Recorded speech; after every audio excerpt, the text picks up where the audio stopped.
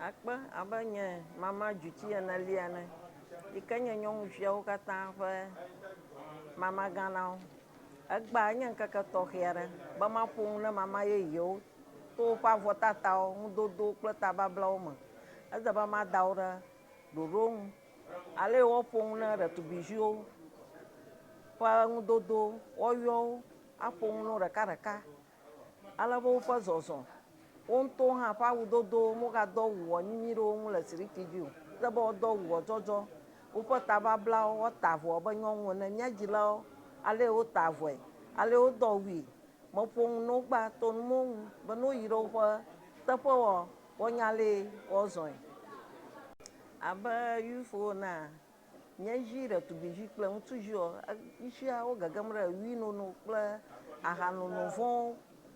o mo alaba adaba nyayo aponu awutujo odogo dira mefin ayira wivo mo nono mama wa nye mama o ple togbio nye gbagbatan ba nya chinmo le toko mo